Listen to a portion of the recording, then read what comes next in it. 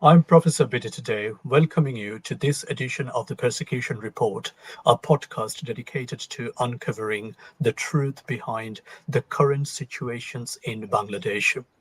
In the past year, Bangladesh has experienced a concerning increase in violence and intimidation directed towards academics, educators, and researchers, particularly following the disorder that occurred between July and August 2024.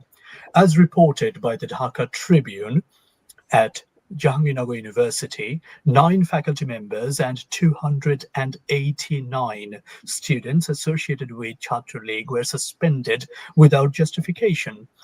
In a similar vein, at Jagannath University, 2 faculty members faced physical assaults. Even yesterday, at Rajshahi University, university teachers and senior administrative staff were physically assaulted by unruly student mob.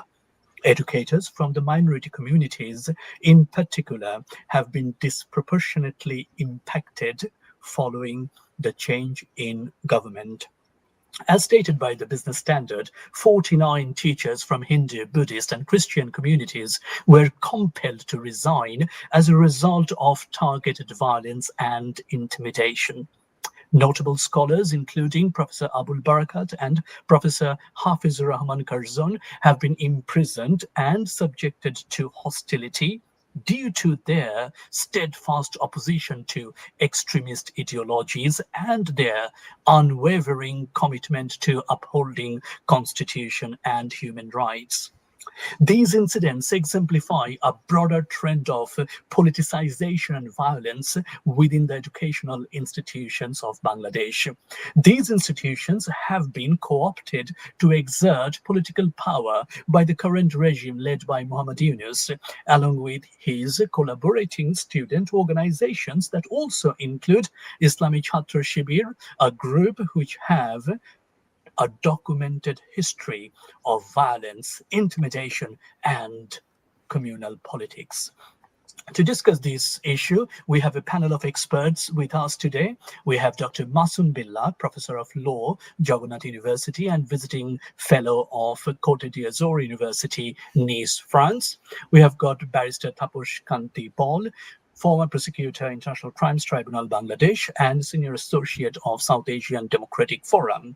We have Mr. Tono Imroz Alum, human rights activist and member, editorial board of BT Digest, and Mr. Anwar Shadat Jihan, columnist and aerospace engineer. First of all, I would like to request Mr. Jihan to take us through some of these developments. He has got some slides to share. Over to you, Mr. Jihan.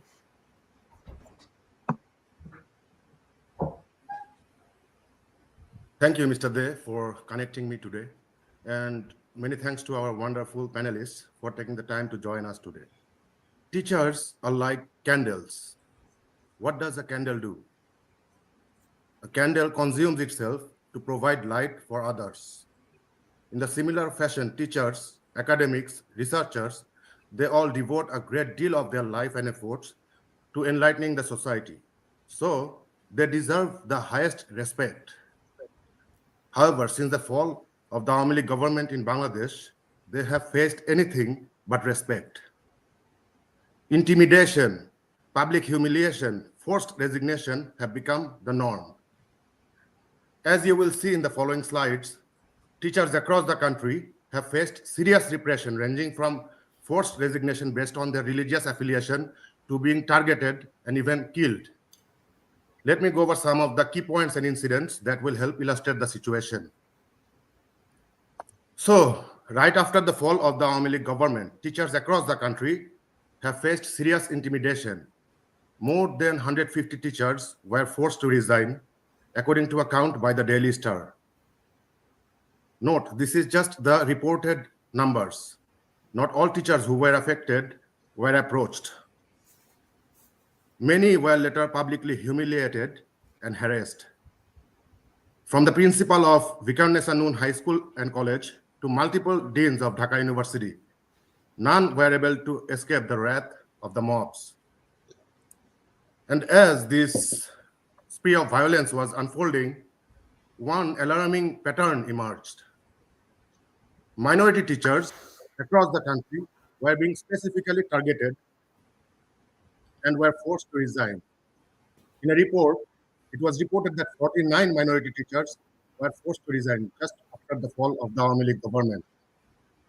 In most cases, they were tagged as the lackeys of Awami League and were also publicly humiliated. Key academic figure, like the Vice Chancellor of BUET, Professor Satya Prasad Majumdar, was forced to resign amid rising protest from the so-called student coordinators.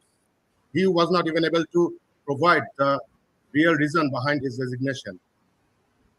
And then there is the Vice Chancellor of Premier University, Anupam Sen. He was also forced to resign by violent mobs. And he too failed to disclose the real reason behind his resignation.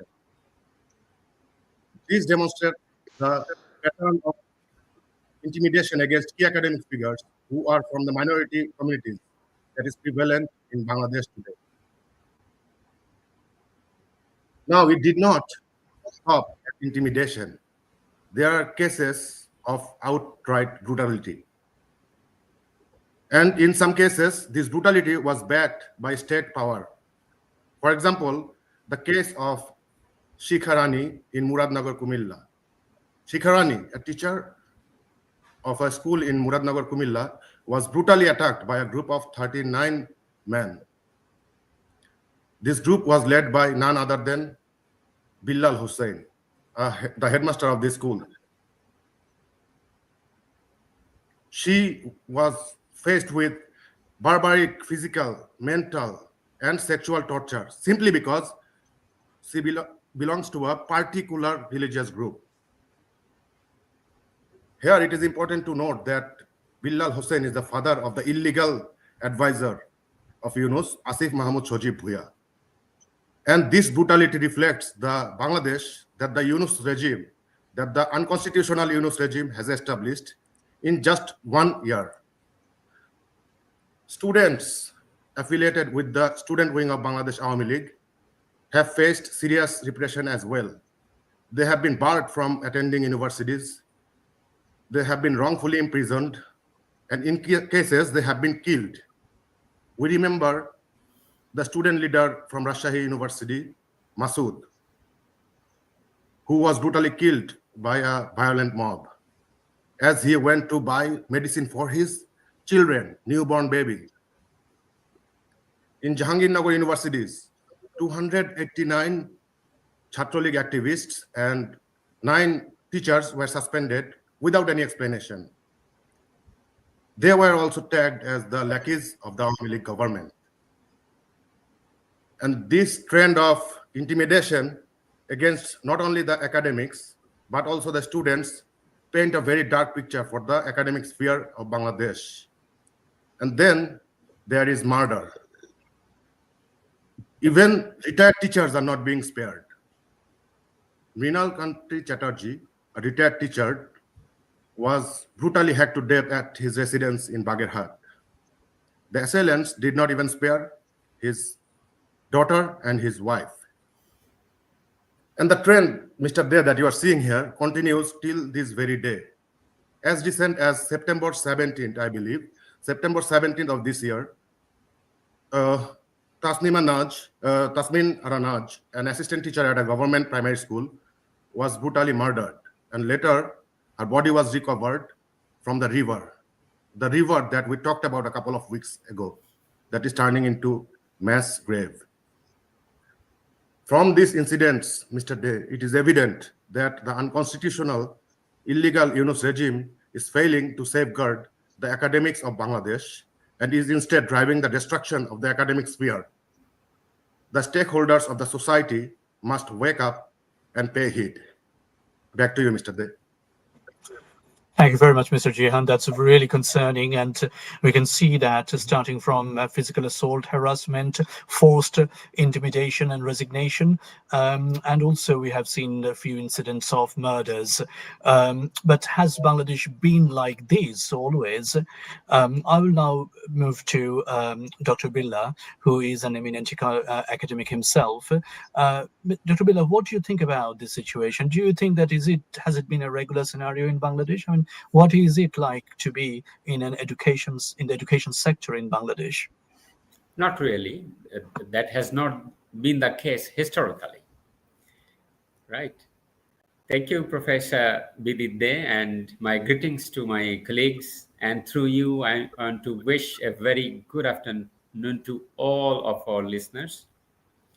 Now, if I compare Bangladesh with a manuscript, you will see that our universities are its margin. It was always alive with annotations, arguments, and sometimes corrections. Let me say, audacious corrections. And we are a nation that takes education seriously enough to debate about it till midnight and still show up to teach at the dawn. So that mixture of stubborn humor and devotion explains both our strength and why today's assault, as has been just replicated by Jihan's presentation, assault on academic life, hurts so deeply. Very unfortunate. Now, culturally, you will agree with me, Bangladesh has always been an education hungry society. Let us take the example of Dhaka University itself. Dhaka University stands at the center of our story and history. Since 1920s onwards, it has produced intellectuals of international standing, scholars and poets, scientists, jurists, and whatnot, philologists, whose ideas traveled far beyond the borders. Even in the post-independence setting, right, it remained a crucible of creativity and resistance. And we should remember that Bangabandhu Sheikh Mujib, who enacted the Dhaka University Ordinance and arguably other university statutes, is consciously designing it to cultivate academic freedom. And his vision was of the university to have to get it as a canvas of knowledge, a vanguard of national imagination, and to force liberty, where knowledge will be cultivated, disseminated. Now, standing today in Bangladesh, you can count that there are over 100 universities in Bangladesh, thousands of affiliated colleges, and fast growing population. This is not merely an statistics. It is the national destination expressed in numbers. Now, education, we all know that has not been a luxury. It is our people's deep, abiding faith for constituting a nation for tomorrow. But for that, what is necessity? We need to understand that universities must remain what? Sanctuaries of dissent, devoid of intimidation, full of cultural renaissance. But if academics like us, like yourself, live in fear, if communities, especially the minority communities, like it has been depicted in the presentation itself, are forced out, then the immediate effect is what? Brain drain. But the deeper tragedy is that the classroom itself shrinks. And with that, the nation's horizon also, gets narrowed down. Our youthful enrollment could be our research resource, but only if universities are allowed to be homes of free thought and fearless debate. So, to conclude this, the answer of your question, if we lost that freedom, we lost just not the scholars, but the very country we might have become. Couldn't Thank you. agree more with you. Thank you very much, Dr. Billa. That's very insightful. I personally had my higher education in Bangladesh, and also I served as a lecturer in a Bangladesh university for a couple of years. And I have got very fond memories of debating cultural activities where we witnessed what you said, the real culture of the creation and dissemination of knowledge and the cultivation of freedom of expression, which kind of is fundamental to a university's characteristics. Now, incidentally, the mayhem, the widespread riots which led to massive destruction, loss of lives in July and August, those also had a start in our major universities. And I wonder that how these can be connected, that those 2 months of lawlessness looks like never disappeared. It continued till today. And Barrister Ball, being an eminent lawyer himself, do you see that there is a connection between these anarchy within universities and the anarchy that we can see in the wider society, which all started from those 2 months of July and August in 2024? Thank you, first of all, having me. And yes, definitely there is a connection. But I will start from 1971, because the similar design we have witnessed in 1971, when the best of our educators and think tank people were targeted and eradicated. That was the same design they are working on. The situation in Bangladesh's education sector since the events of July and August 2024 is nothing short of catastrophic. What we are witnessing is just a breakdown of the law and order situation, from primary schools to universities, colleges. The very people entrusted with nurturing critical thinking and democratic values are now being targeted, often by their own students, manipulated by political forces. Take Jahangirnagar University, for example. 9 faculty members and nearly 300 students affiliated with the Chhatra League were suspended without due process. At Jagannath University, 2 faculty members were physically assaulted. These are not isolated incidents. They reflect a systematic collapse of institutional integrity. Minority educators have been disproportionately affected. You have already presented that since the change in government, 49 teachers from Hindu, Buddhist, and Christian communities have been forced to resign due to targeted violence and intimidation. This is a clear violation of constitutional protections and international human rights norms. It's not just discrimination, it's persecution. Think about the case of Professor Abul Barkat and Professor Hafizur Rahman Karjan. These incidents are emblematic. Both have been imprisoned, not for any criminal wrongdoing, but for their principled opposition to extremism and their unwavering commitment to human rights. Their persecution sends a chilling message. Dissent will not be tolerated, even in the realm of ideas. One particularly disturbing story that you have mentioned is of Shikharani, who was a respected educator. She was forced out of her position through a campaign orchestrated by the father of an illegal advisor. This wasn't just nepotism. It was a calculated act of vengeance and political engineering. It shows how deeply the rot has spread, where personal vendettas are executed through institutional power. The involvement of groups like Islami Chhatra Shibir, like in 1971 Chhatra Sangho, with their history of violence and communal politics, has further destabilized campuses.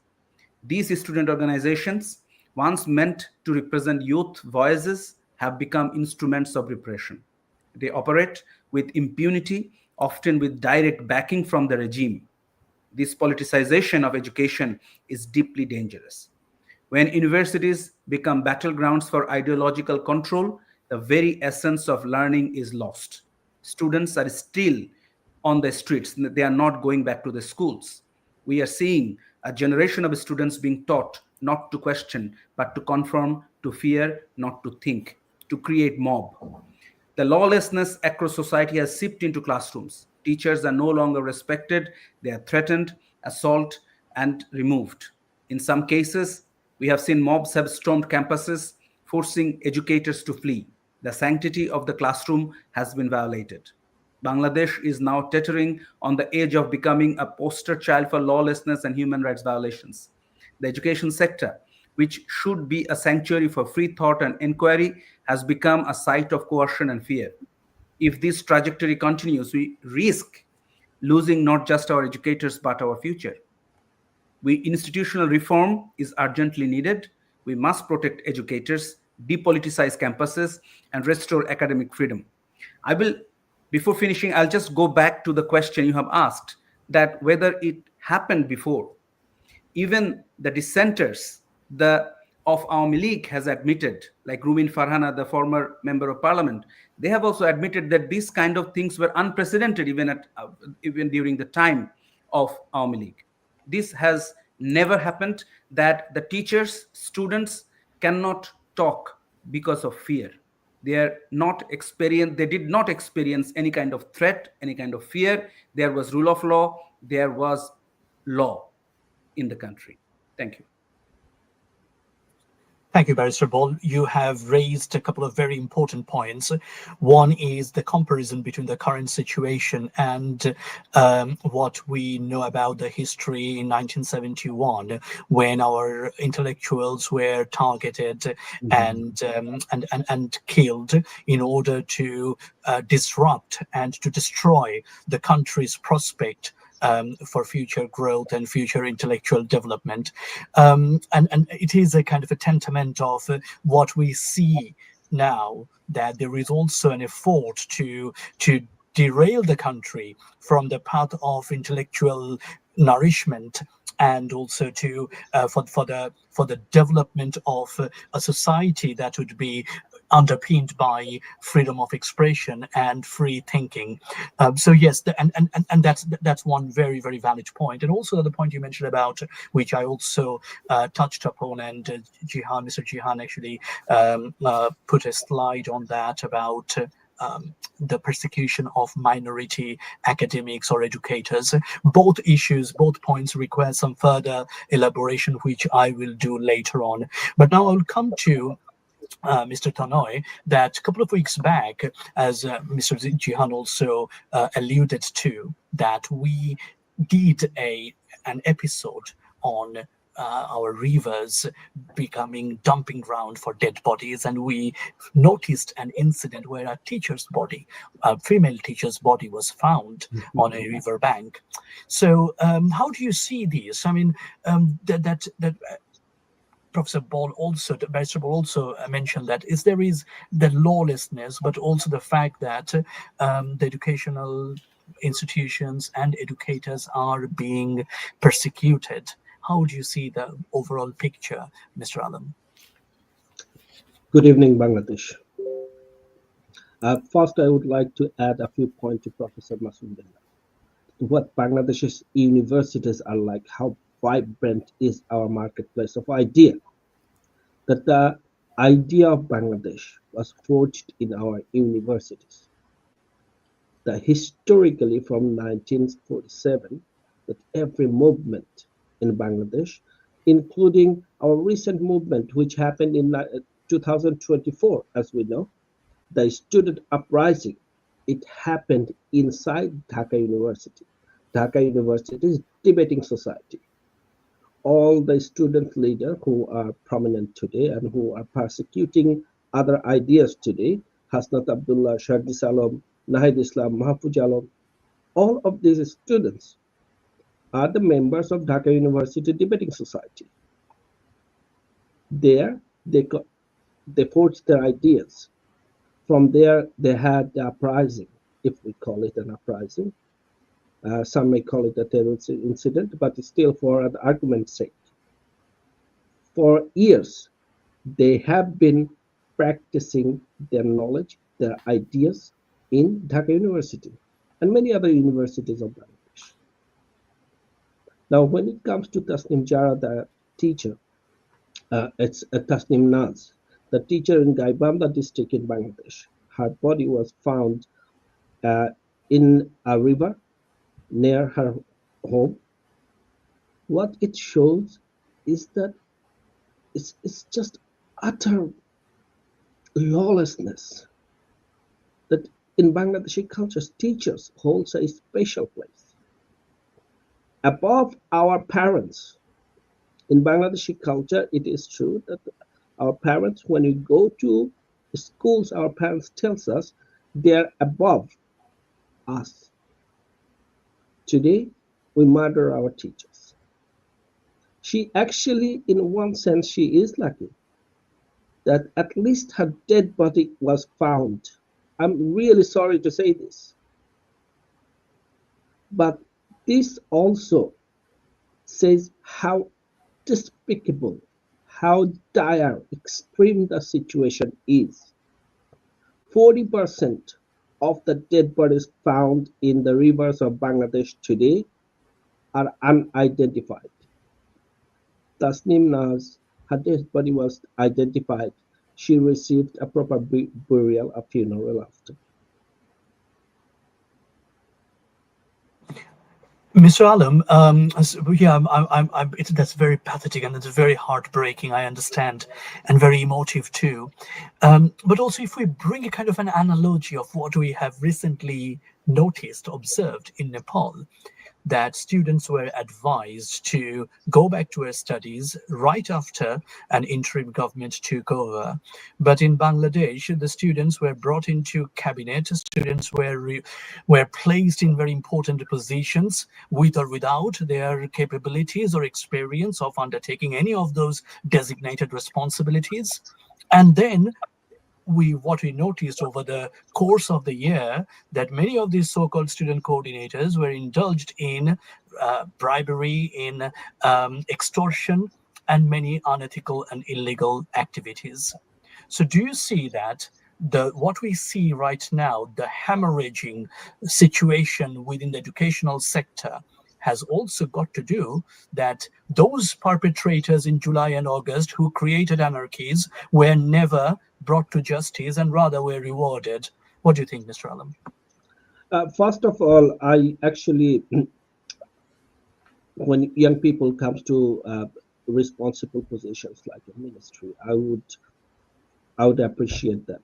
I would give them a chance, benefit of doubt. I believe young people has a lot to give to Bangladesh, especially looking into Bangladesh's demographics. Okay, 67% of our population are youthful, young population, and this could have been a welcoming change. However, we have seen 3 of our student advisors and their personal officers, their staff, are corrupt. Also, their family members are involved in this corruption. But what I think is, it's my opinion, is that this corruption is actually a symptom of a disease. The disease we have is that Muhammad Yunus has no ethics, and Muhammad Yunus's government has no ethics. Muhammad Yunus, he infects people to become unethical. And that's why these young people who once had, they were manipulated, but they had dream. Yeah. Philosophically, they wanted a country which is different. We agree, we may not agree with their ideas, but they wanted a different Bangladesh. And also what happened was that they are manipulated by a very dangerous political party, Jamaat-e-Islami Bangladesh. Because all in Bangladesh, in reality, Jamaat-e-Islami Bangladesh is in power. They are indeed. Yunus is just the face.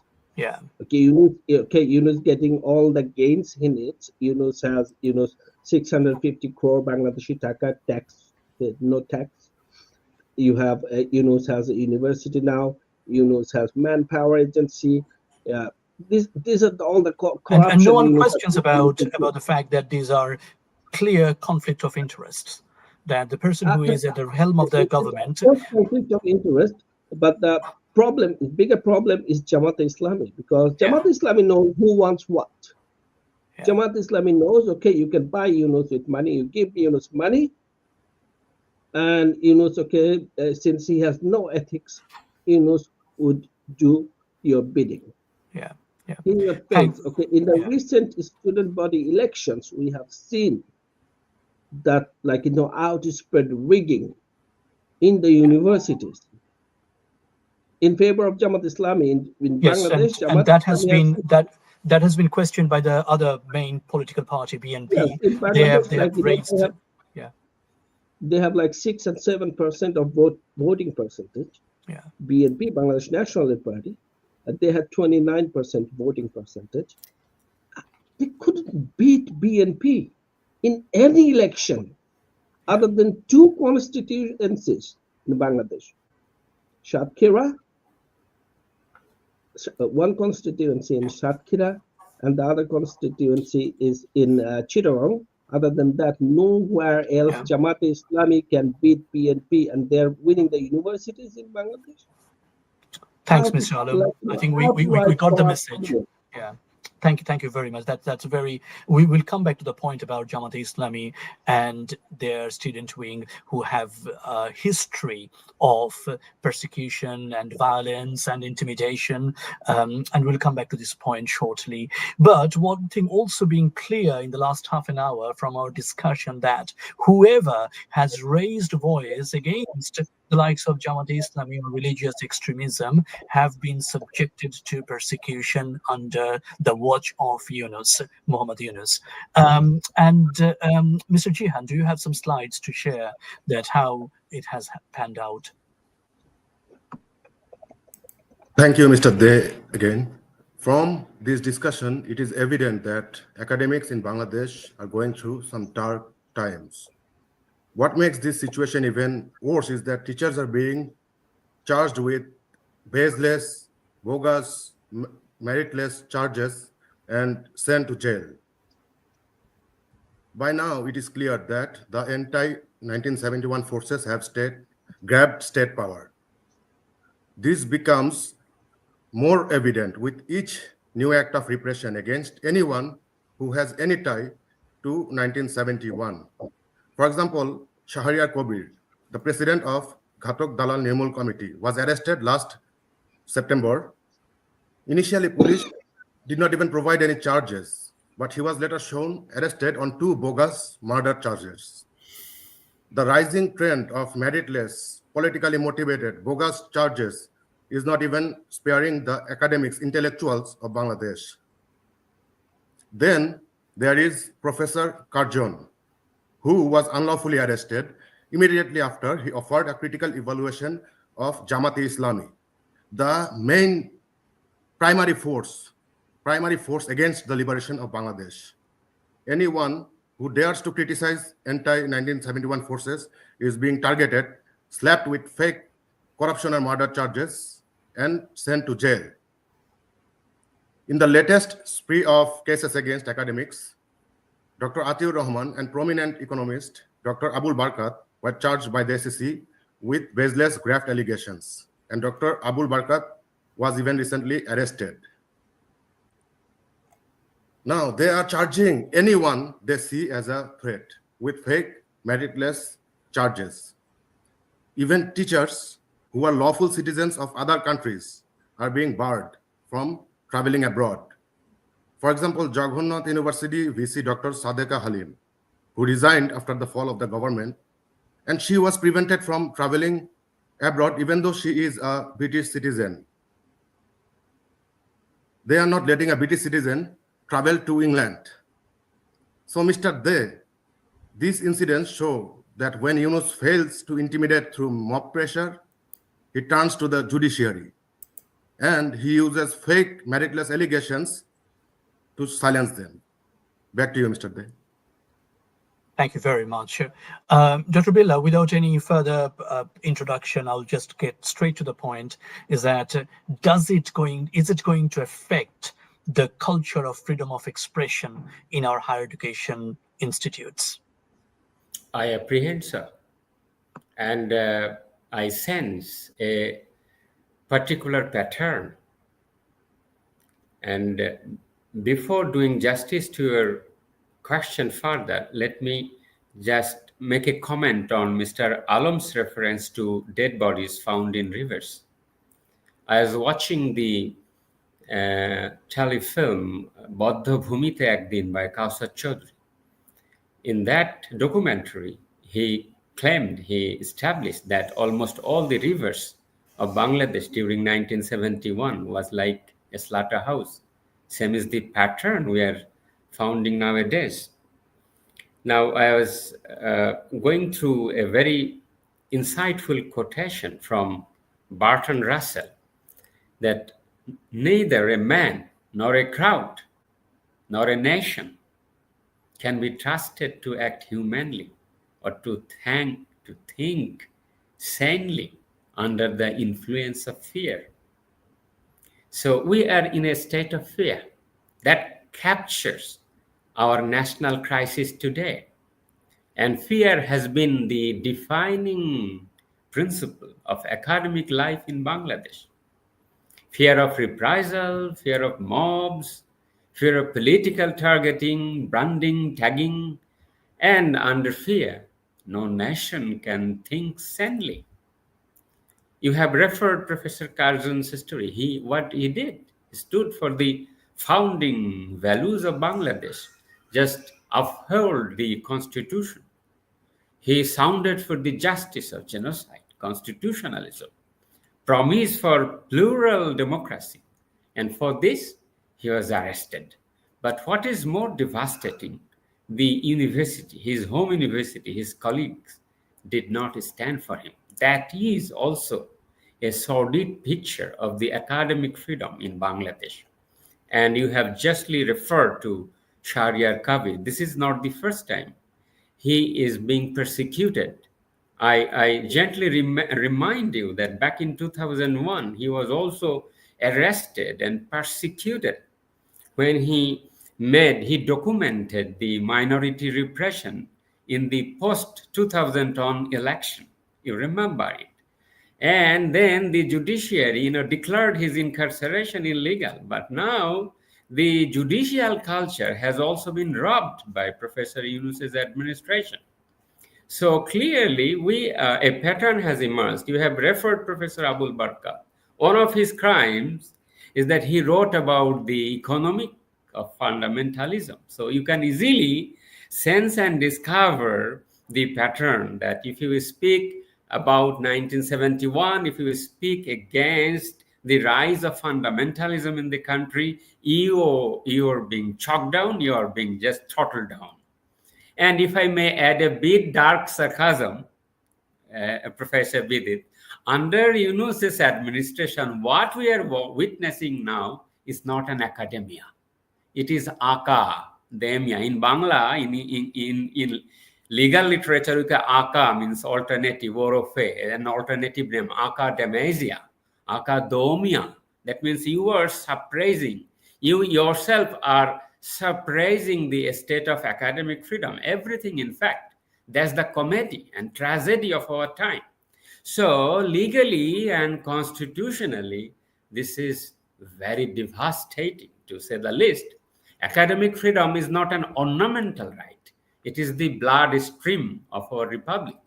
And to criminalize the inquiry, to put handcuffs on the academics is not something good. Where impunity reigns and violence becomes the policy, and universities are reduced to outposts of fear. Look at the incidents of Rajshahi University yesterday. Such a shame. So let me conclude this way, that look at the best practices over there in England or in India, even in France. The governments, although they face some disorder, they make sure that the campuses are safer. They placed impartial inquiries. In Bangladesh, we don't see it. Bangladesh's response has been quite opposite. Silence, selectivity, and surrender to mobs. The consequences are already visible. You can see it. That the intellectuals, they are in exile. There has been a self-censorship and the erosion of the corrosive civic courage. It is this culture of fear that hardens. We are not losing actually individuals. We are losing the moral grammar of our public life. That's the tragedy of the time. That's very eloquently presented, Dr. Also, Bila. I have to add, sorry, Mr. Alam, I'll come to you, that being an academic in the UK, I'm protected by academic freedom. And the reason that I'm here and I can say whatever I want in my classes, in my research papers, as long as those are evidence-based, I am fully protected. But that is not the case in Bangladesh. Yes, Mr. Alam. that the UNICEF associates, the religious hub right now, they're imposing a ban on music teachers in Bangladeshi institutions. Like in our schools and in colleges, we cannot have music teachers. Yeah. This, Yeah. this is where we are right now. So it's like in all ways, in all possible manners, suffocating the nation and establishing a doctrine of extremism, because Mr. Yunus is fully kind of pandering to those extremist religion outfits, the likes of Jamaat Islami or Hefajat, right, who do not want to see a progressive, inclusive, and pluralistic Bangladesh. And on that note, Barrister Ball, in any authoritarian, particularly very fanatic, fundamentalist governments, they particularly come down heavily on various intersections. So we see that academics and researchers and educators are in trouble, but the ones who come from minority ethnic backgrounds are in even bigger trouble. What do you think?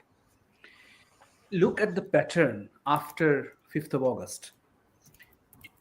Hindu religious teachers, I mean, not Hindu teachers in the subject teachers, but who are religiously Hindu, they went back to their schools and colleges, but mob attacked them, dragged them out of their chairs, put garlands of shoes, and we cannot imagine seeing these kind of videos or incidents in the last 50 years. We even after, people are saying that even after, in Ershad regime or Ziaur Rahman's regime, people didn't experience that. It is so extreme. So what I'm saying that the disproportionate targeting of minority educators in Bangladesh is not an unfortunate coincidence. It is a deliberate and systematic campaign of exclusion and intimidation, rooted in the ideological foundations of the current regime. The Yunus regime, backed by religious fundamentalist forces, has shown a consistent pattern of hostility toward minority communities. And these forces, Jamaat Islami and others, with the aid of this regime, has taken no meaningful action to address the violent attacks against Hindu, Buddhist, Christian, and indigenous educators. In fact, it has enabled and in many cases actively facilitated these assaults. Let me be clear, this is not just about individual cases. It's about a broader strategy to erase minority voices from positions of influence, especially in academia and governance. The regime is particularly brutal toward those who have achieved prominence. Consider the case of Professor Anupam Sen, one of the Bangladesh's most respected educationists, who faced relentless harassment in Chittagong, or Kushal Chakraborty, whose contributions to public administration and the freedom of religious... And Professor Satya is the first ever vice chancellor in Bangladesh, yes, if I'm not mistaken, from a minority community. So, right. Yeah. His appointment, Professor Satya's appointment, was a historic appointment. Instead, he met with a vicious campaign of vilification and pressure to resign. These attacks are not just personal, they are political. They send a message that minorities, no matter how qualified or committed, are not welcome in positions of leadership, just like in 1971. This is a direct violation of the constitutional promise of equality and secularism. The imprisonment of Mr. Shahriar Kubir, a renowned researcher and lifelong advocate against genocide, is another stark example. His work has always been rooted in truth and justice. Yet for nearly a year, he has been behind the bars, not for any crime, but for daring to speak out against extremism and defend the rights of the marginalized. Academic freedom, as you said, which is legally protected in countries like the UK, is under siege in Bangladesh. Scholars are no longer free to teach. write, or speak without fear of reprisal. The regime has weaponized institutions to silence dissent and punish those who challenge its narrative. This is not just a crisis of governance, it is a moral collapse. When educators are persecuted for their identity and ideas, the entire nation suffers. We lose our ability to think critically, to innovate, and to progress. Thank you. Bangladesh must urgently reverse this trajectory. Yeah, thanks, Barrister. I'm extremely conscious of time. I want to have some last few words from Mr. Alam, and then we will conclude today's session. Over to you, Mr. Alam. Just would like to point out the incident happened in Rajshahi University just yesterday. The second highest person of the university, a pro-vice chancellor, tried to commit suicide jumping from a multi-story building because he was beaten by the student wing of Jamaat-e-Islami Chhatra Shibir. This is the chilling reality of academia and academic freedom in Bangladesh right Mr. now. Alam, for our listeners and viewers, particularly of the younger generation, because our generation who saw 80s, 90s, and early 2000, we saw the brutal, the despicable picture of Islamic Chhatra Shibir, who ran riots in various educational institutes. Now, it is so concerning to see that they are now getting power and emboldened under the watch of Yunus regime. What do you think, Mr. Alam? As I said before, the Jamaat-e-Islami, they are running the government. Yunus is the face. Yunus has no ethics. Jamaat-e-Islami giving Yunus what you want. You can make your money. And right now, what Jamaat-e-Islami and Islamic Chhatra Shibir doing, what they did in the past, breaking the backbone of Bangladesh. They tried it before in 1971. At that time, our students, the first attack happened in 25th of March was 1971 is on our students. In one night, we lost thousands of university students in Dhaka University. And we have seen in 1971, Al-Badr, which is a wing of Islami Chhatra Shibir at that time. Yeah. Chhatra Sangha's wing, Al-Badr, they killed 971 of our intellectuals, university teachers, journalists, doctors, lawyers. And this campaign, they are continuing right now. They want to destroy the marketplace of idea we have, the vibrant culture of educating people, research, bringing ideas based on our marketplace of idea, Bangladesh, a country of 170 million people with a small land space of 144,000 square kilometers. No notable mineral resources. Just because we had this idea came from our universities, we made a prosperous nation. We are 24th biggest economy in the world, a miracle, the tigers of Asia. And right now, when they destroy our economy, because you know what, when there is poverty, when there is no education, you will have religious fundamentalism. Your women will not go to universities, women will not go to work, exactly what's happening in Afghanistan.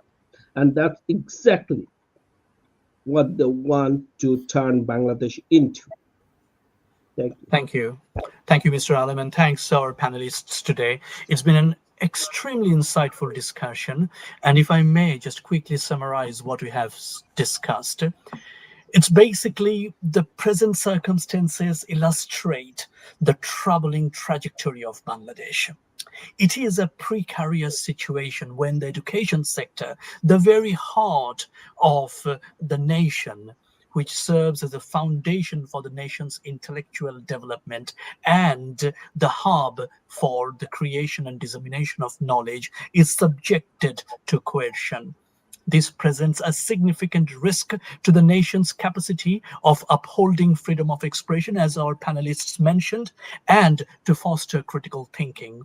Bangladesh is on the verge of, as Barrister Ball rightfully mentioned, becoming a poster child. I would say poster child of lawlessness, human rights violation, and total destitution. It is a race against time. We have to react now, dear listeners. If we do not, our next generation will blame us, or next generation will not be safe. Stay well, stay safe, and take the very best care of yourself. Until next time, I am Bidit Day signing off. Thank you.